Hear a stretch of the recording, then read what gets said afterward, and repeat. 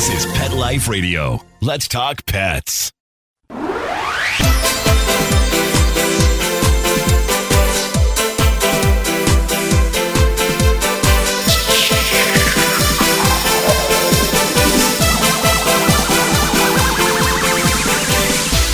Hello, this is Deb Wolfe, and you're listening to Animal Party on Pet Life Radio.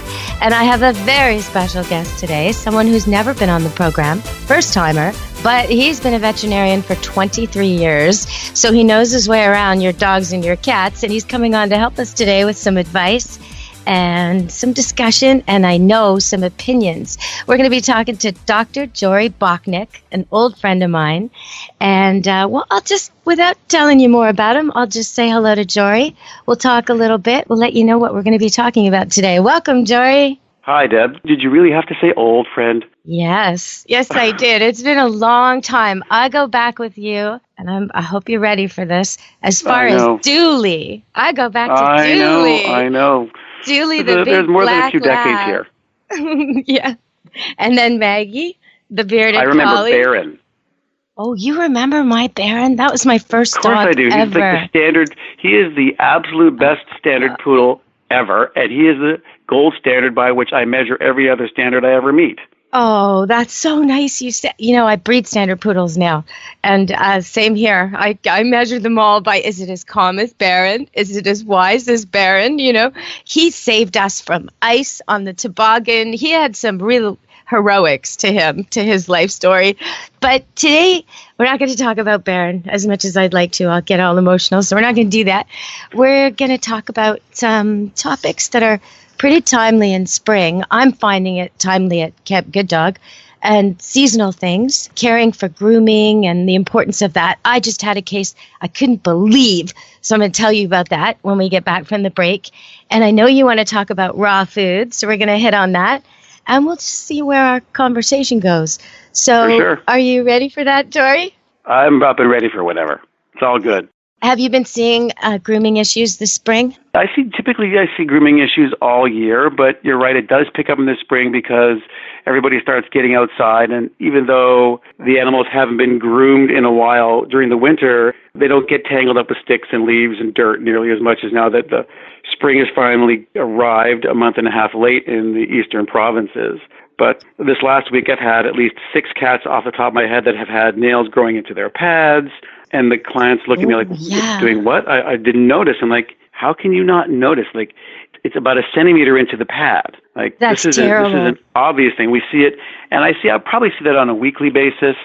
You see the Shih Tzu comes in that looks more like a sheep because it's like one solid mass of fur. And it's not just beauty. Like, people think, oh, well, who cares? It's just a dog. No, the skin is actually pulled apart. The mat painful. Gets... And then there's exceptionally painful, like infection, right? Like it just gets so deep, and it becomes a problem that's not just brushing and beauty. It becomes a medical problem. No, it's a humane problem, actually. If you look at some of these cats where they come in with, like, they're matted from their neck to their tushy. And no wonder they're cranky because they're constantly in pain. This kinds of mats, especially at certain parts of their bodies where they're more sensitive, it's like someone pulling your hair all the time, and you can't get away from it, and you can't relieve that pain. And so when the kids come home and somebody goes to pet the dog and the hair behind its ears is just driving it crazy because there's these huge mats, they turn on the child, and then they're like, oh, the dog's misbehaving. Well, no, the dog's in chronic pain, and you've missed it. And now the consequence of that, the natural consequence, is the dog responds as it would in pain because the child inadvertently touches a sore spot. And it's not a behavioral issue, it's a husbandry issue. Okay, so I totally agree with that. And I see your point about the cats and the nails growing in. I thought that was mostly an issue with cats who had extra toes. I have a cat like that. He has extra toes, he has extra nails, they grow funny directions. I have to be on it. Is that really a problem with everybody's cat? Should everybody be checking their cat's It's everybody's cat. I mean, I see a lot in Himalayans or a lot of my long-furred kitties simply because you can't see them. But a lot of some of my older cats, as cats get older, their nails kind of get thicker and look a little curled and gnarly in texture, and they tend to grow more quickly for some reasons. And cats who have medical conditions, if you're hyperthyroid, and that's a fairly significant problem that a lot of cats may encounter as they get older, their nails grow oddly and longer and thicker. And so you've been trimming your cat's nails maybe once a month, and all of a sudden now you've got to be doing it once a week. And if you're not on top of it, before you know it, those thumb pads are now being penetrated by that nail because it's not something you actually see that often. Okay, so this sort of feeds into something that was in the news recently. Last week, our province finally decided no more declawing. It was already prohibited on Vancouver Island. If a vet wanted to declaw a cat, his license, his insurance, everything would be at risk, so nobody was doing it anymore. And, there's the argument some people will just travel to locations where you can get it done, docking, cropping, all these things. As soon as you say no, you can find a vet who'll do it somewhere. But at least to some degree, it makes the area these vets are practicing more humane, at least in my opinion. So we're sitting here talking right now about cats' claws growing too long, and I'm sure there are people listening thinking, well, why don't you just declaw it? But that's never the answer. Not for just routine care. It's like you don't pull your children's nails out. You cut their nails until they're old enough to learn to do it themselves. Right. So and it's really easy to cut a cat's nails. That would not be a reason to declaw for me. No, and when you do trim a cat's nails, it's not a big deal. They really, you can get them used to it. You can have, if you need the help of a veterinarian or a groomer the first couple times to learn how, it's pretty easy. They don't really resist much, especially if you hold them well to start. Yep. And I find that's true with anything when you're doing with an animal. Hold them really, really well, really securely, get some help till they're calm and they're used to it. And then when you do the procedure, make it really happy and pleasant, and they won't be struggling anymore. But if you try to do it without holding and securing them the first time, then I think you can get into some problems.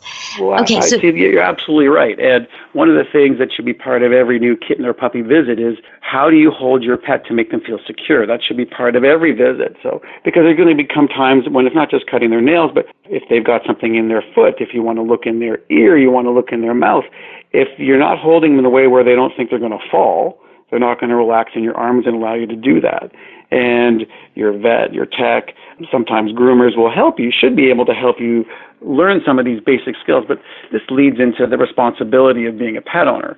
I mean, It's one thing to go out and spend your hard-earned money or adopting an animal for nothing, but that's the easy part. The hard part is the daily grind and the day-to-day enjoyment. And part of those things are learning the skills you need to be able to take care of the creature you're choosing to bring into your family, whether it's a reptile, a fish, a cat, a dog, a bird, it's irrelevant.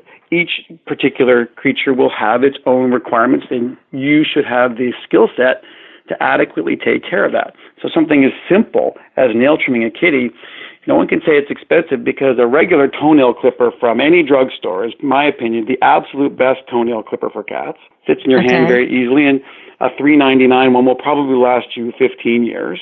And you're absolutely right, sitting in a comfortable position, making your pet feel secure, making it fun, making it relaxed, and you start doing it when they're a kitten, it becomes a no-brainer. It's something simple and easy. You watch the Blue Jays get blown out by New York. You're so Toronto, Jory. And now everybody knows. We were talking to Jory Bocknek from the Abbotsford Animal Clinic in Toronto, and north of the city a little bit. And I'm here in Vancouver, and we're having a cross-Canada call. We're going to go to break, and when we come back, we're going to talk about something else that was in the news, sadly, again, pit bulls. So we're going to talk about that, I hope, briefly, but we do have to cover it. So, Jory, we'll be back with Dr. Jory Bocknek in a moment. Stay tuned to Animal Party on Pet Life Radio. I love cleaning the litter box, said no one ever. Luckily, there's World's Best Cat Litter, the litter that promises less mess with less litter. Only World's Best Cat Litter uses the concentrated power of corn to quickly trap odors in tight clumps. And quick clumping means you never have to chisel or scrape the box. Less cleanup with less wasted litter? That's a litter bit amazing. Save $2 on World's Best Cat Litter. Visit www.saveonworldsbest.com. Let's Talk Pets on PetLifeRadio.com.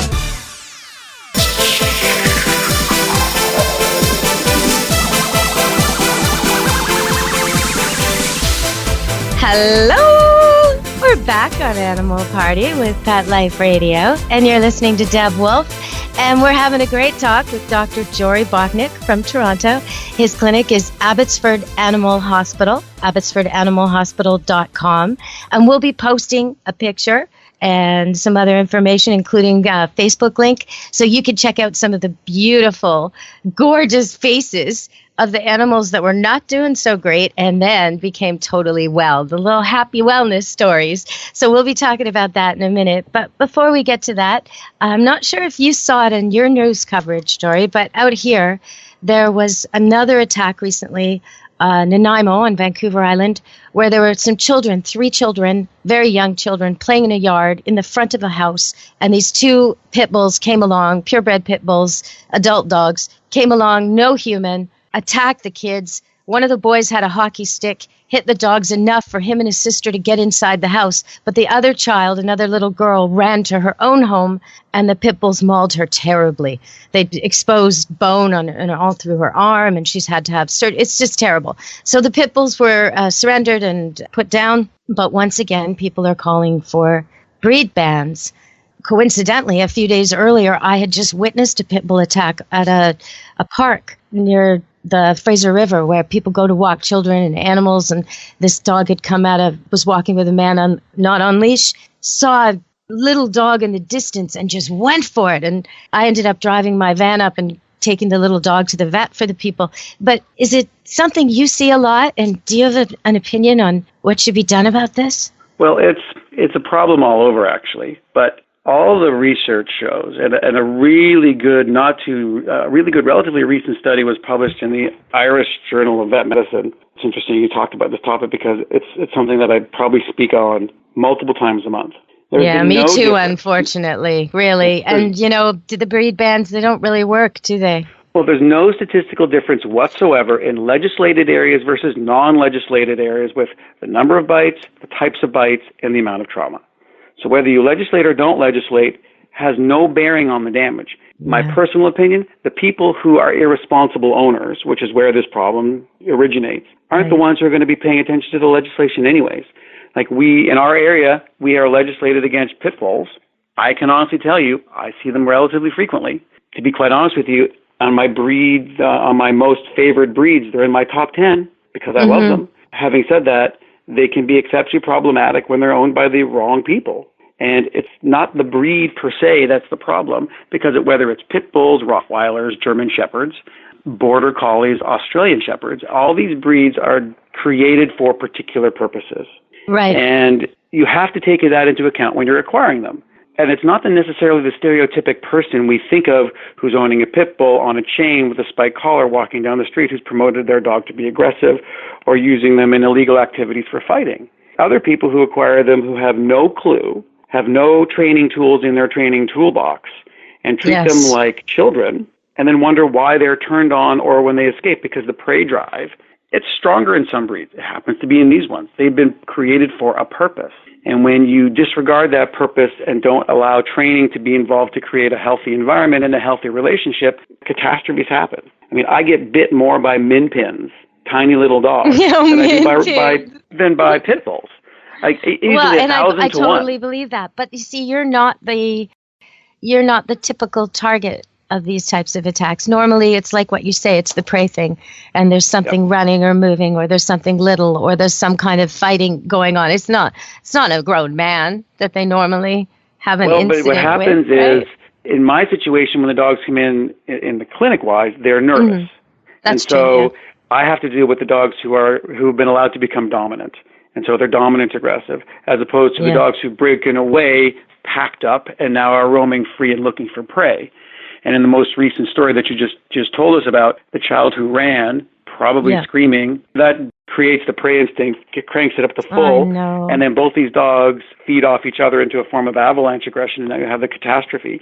Why is the person who owned those dogs not charged with homicide or manslaughter? Well, and you know what? The day before, literally 2 days before, they had been ticketed with dogs off leash, get control of your dogs. Those same people with those same dogs. So, but the authorities are so limited. To legislation. I know, and it's so frustrating for the authorities. We just had the biggest cruelty bust ever This woman who's multiple times appears to be boarding dogs for people and then is keeping them in horrible conditions. And she finally got arrested. She finally, what's the consequence? Oh, she can't own an animal for 7 years. You bet in 8 years she'll be back up and running, And it's so Why would she wait 8 years? These people don't pay attention to the rules, and the punishment is insignificant. When you kill somebody by accident with your car, it's vehicular manslaughter causing death. You go to jail. You scarred this poor child. Who knows the long-term damages that will be resulted, both physically and mentally, that she's going to have to endure for the rest of her life. It's terrible. Yes. She's not going to feel safe playing in her yard, playing in her house, playing with other kids in her neighborhood. I mean, there's so many things, never mind her fear of dogs, which is going to be huge. Absolutely. Sad. So when we look at legislation, we also have to, though, recognize that the non-dog, non-pet owning community, which is larger, doesn't want to be around them. Because in part, there's no way that this doesn't get sensationalized. And you see the video 1,000 times an hour on every YouTube channel, and all it does is foment fear as opposed to education. I mean, I don't necessarily want to plug Cesar Millan too much, but you got to be honest, he does a really, really good job of demonstrating how you can manage animals in different situations, but realistically, because not every animal belongs in every home, and not every person should have the right to buy every kind of dog. But we have no tests, we have no rules, and we have no regulations. And so you get people who, even well-intentioned, collect these animals and then have no clue with what they're doing, and then these dogs are out and they're loose. And nobody intended for something terrible to happen, but it doesn't mean it didn't happen. And it doesn't mean it won't happen again because, okay, I won't get, an American Staff, I'll get a Presta Canario. Well, that's the other thing, right? We ban pit bulls and we get stronger, tougher, more aggressive breeds coming on the market. Presta Canarios. And I mean, if you don't raise that well, we're in real trouble. It's a pit bull times 2, really, weight and size wise. They're all very subtle variations of a similar theme. And they appeal to a certain population for a variety of reasons. They appeal to me. We probably have more that type breed than any clinic around us. We get all the animals that nobody likes to handle. Well, I accept them here at Camp Good Dog. So we do have pit bulls coming here that no one else will take, and some of them are fantastic. Ours is a behavioral line. If your dog is aggressive with people and dogs, it can't come here. It can come here for training, but it can't come here to stay because I won't expose my staff to that kind of thing. But if it's a pit bull and it's sweet and social and friendly, then it can come here, and so that's how that goes. But I do get your point about the well-meaning people, because there are some people who don't get that what they have is a dog who was bred for fighting, and what they have is, like a giant muscle with a big head and a big jaw. They think it's a sweetie pie, sucky pie, and they maybe don't take the training that people who would go out and buy a Doberman would understandably know they need to take. They know they need to train this dog. There's a lot of people who get sucked in by this, let's rescue all the pit bulls, and they don't know what they're doing. And I totally take your point on that. And I think sometimes that's exacerbated by this rescuing dogs from other places phenomenon that's going on right now. Okay, so let's talk about that when we come back from our second break, because we've got to take the break. I hate to take the break, but we'll be back soon, so stay tuned to Animal Party on Pet Life Radio. We're going to talk about this pit bull issue a little more. We're going to have a good story, a wellness story, and we might even get to raw food today, so stay tuned. We'll be back.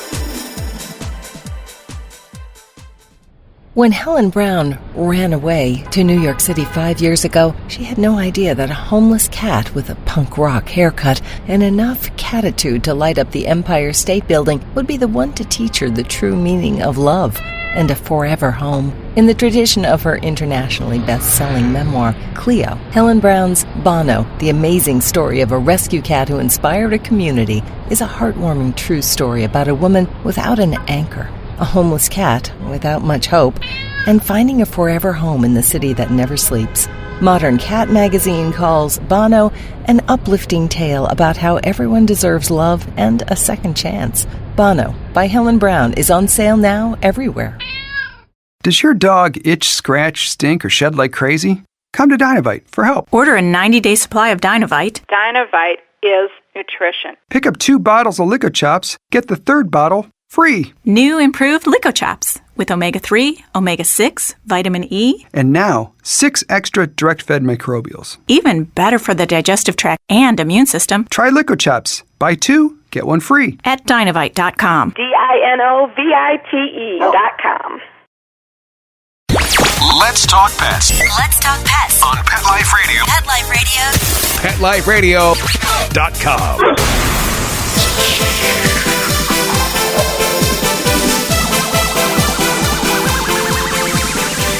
Hello! You're back on Animal Party, Pet Life Radio. And we're talking to Dr. Jory Bocknek at Abbotsford Animal Hospital. And you can see him at abbotsfordanimalhospital.com. And that's over in Toronto, north of the city there. And he's got a great Facebook site where you can see pictures of the dogs coming in not so great and then getting well. So happy stories all around. But we're in the middle of talking about the pit bull issue. And I didn't want to cut you off, Jory. So we're back from break. Let's keep talking about the pit bull issue.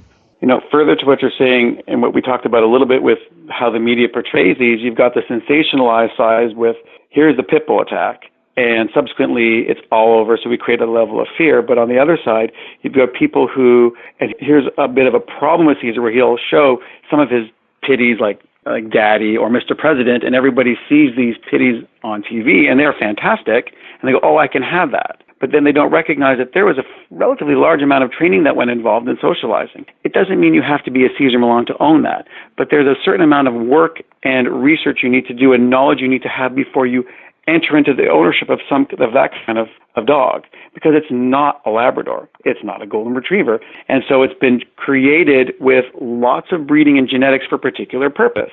And if you're going to depurpose it, you have to be prepared for it.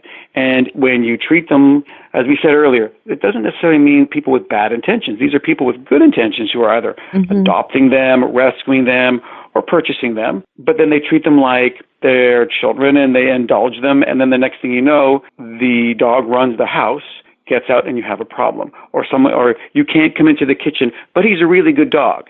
Or if he's on the couch, you can't go into the family room, but he's a really good dog. I love the these but are he's the, a these great are the behavior dog. problems that Yes. I see all the and time. you get this list, right? Like this and this is wrong and this is wrong, but he's a good dog. And the list gets longer and longer. Oh, we can't go near him when he's eating. Oh, we can't go near his cage. Oh, no. Don't take touch anything his from toys. him. Don't put your hand in the car window. And it gets bigger and bigger and bigger. Like, don't these people realize they've got a ticking time bomb? No, they don't. But then they always qualify the first time with, he attacks, they say, oh, he's never done that before. Yes, he has. He never saw it coming.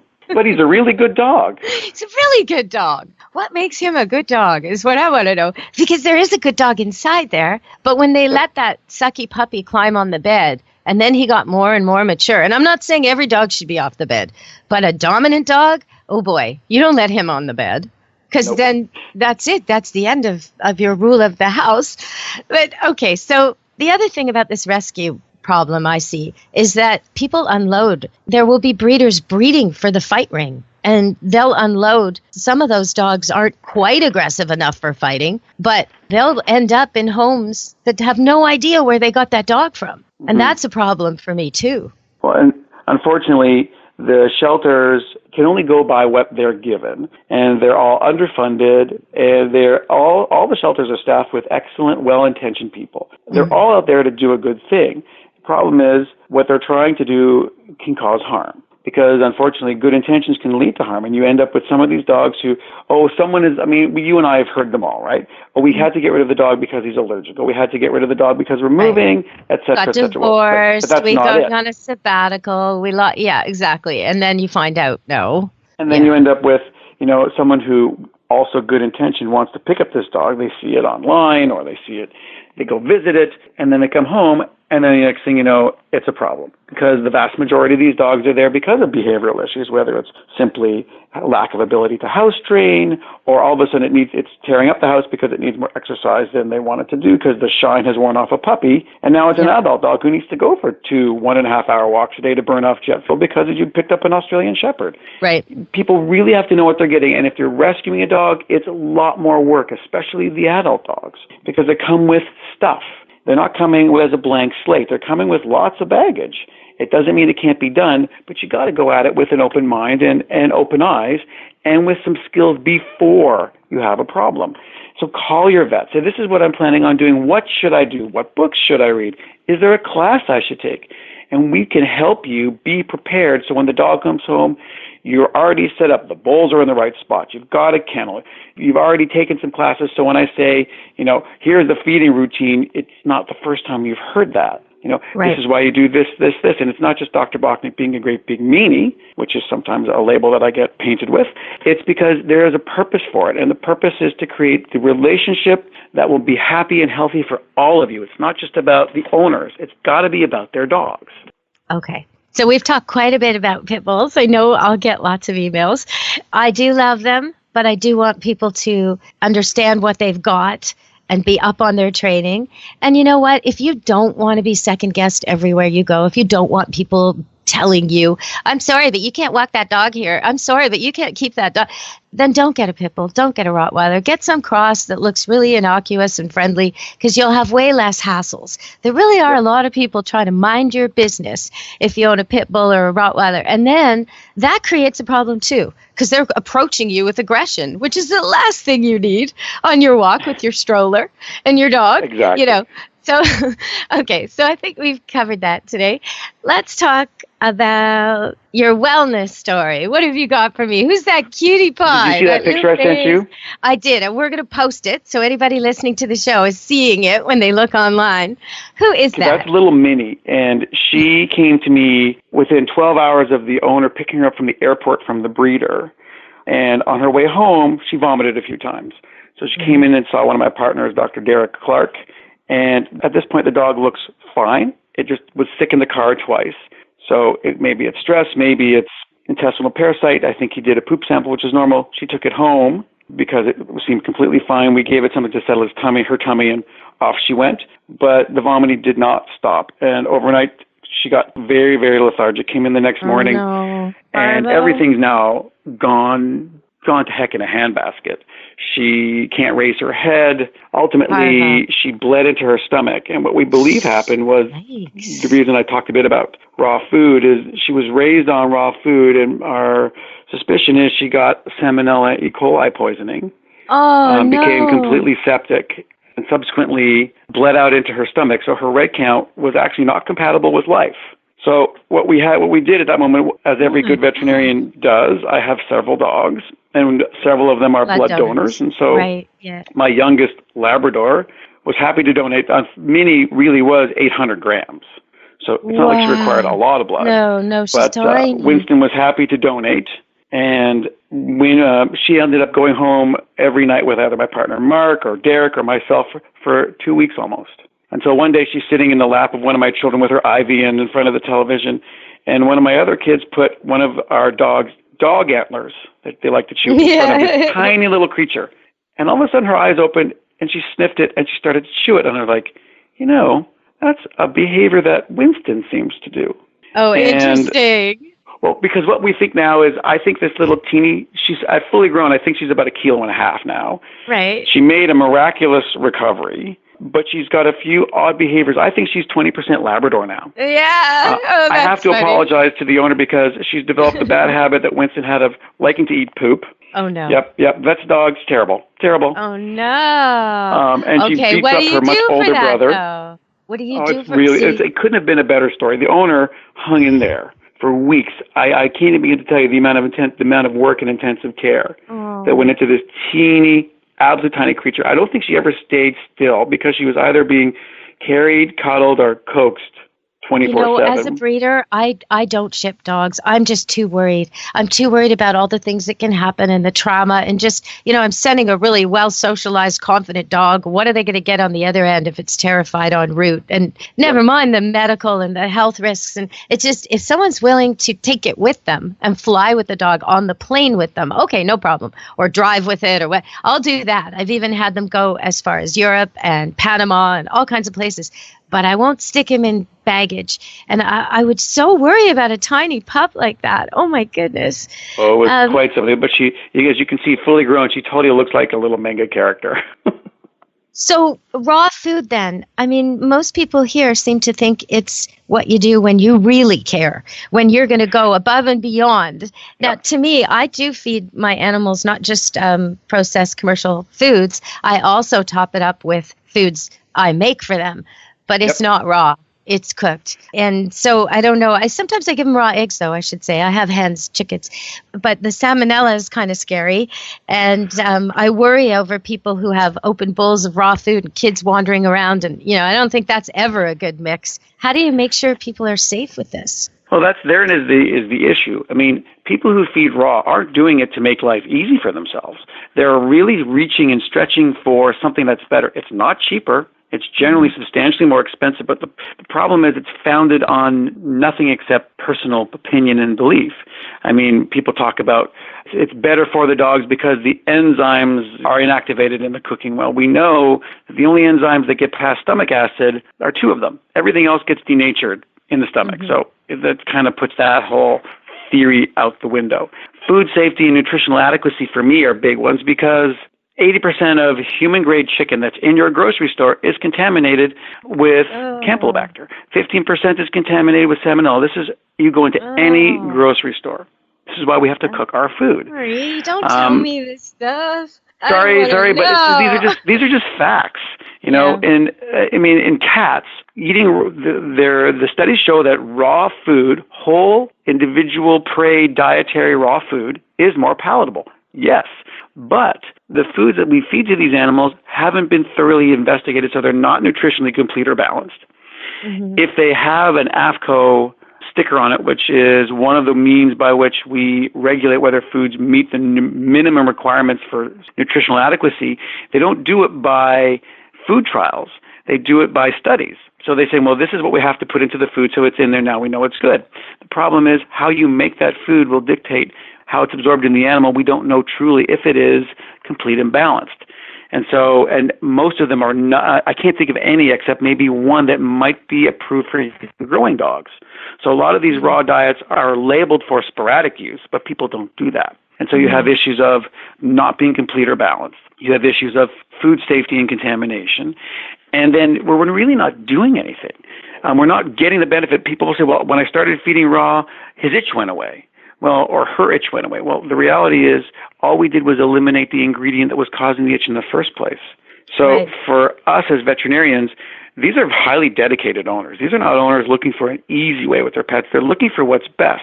So our responsibility is to acknowledge that these are highly dedicated owners prepared to go an extra mile or 2 for their animals. How can we give them better tools so they can make better choices?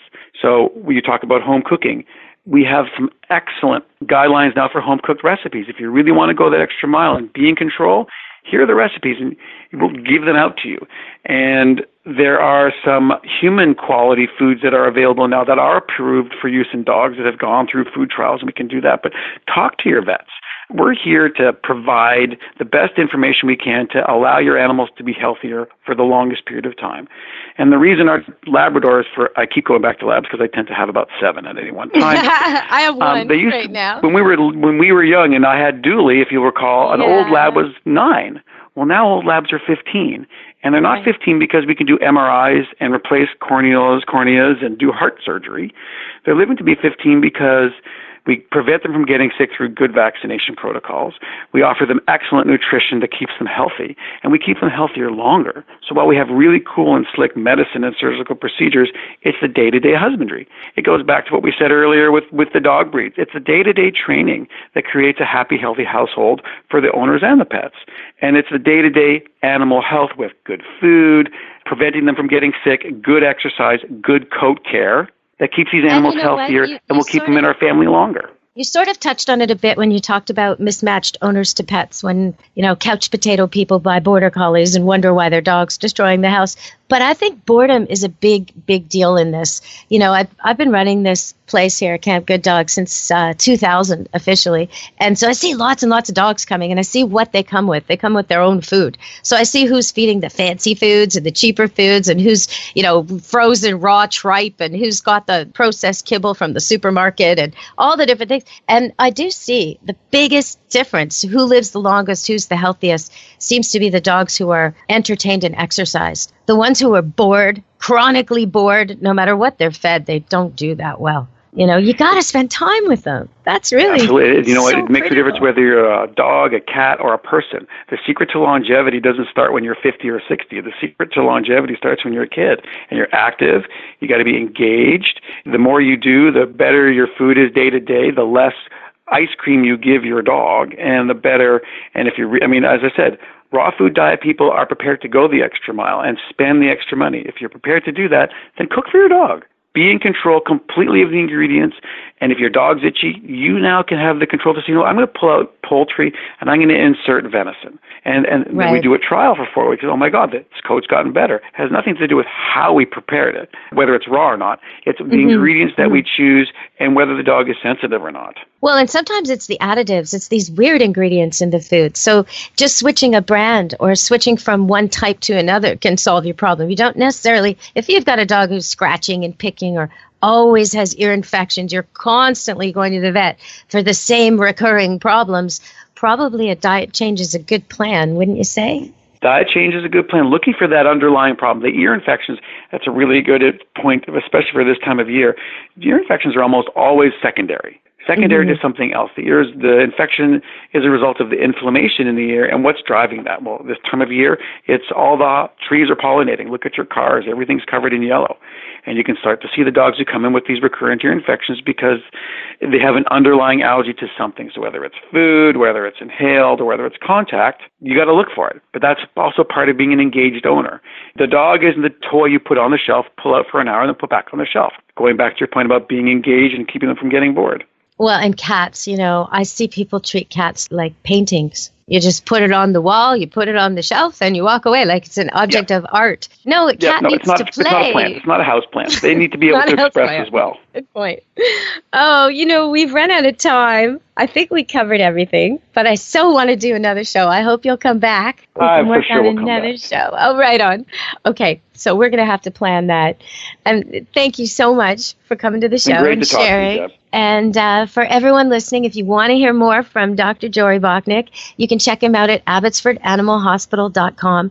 We're also going to post the Facebook link so you can look at that cute puppy we were talking about. And we're going to post her picture too and some other information about Dr. Jory so you can get to know him a little bit. We're going to have him back on the show for sure.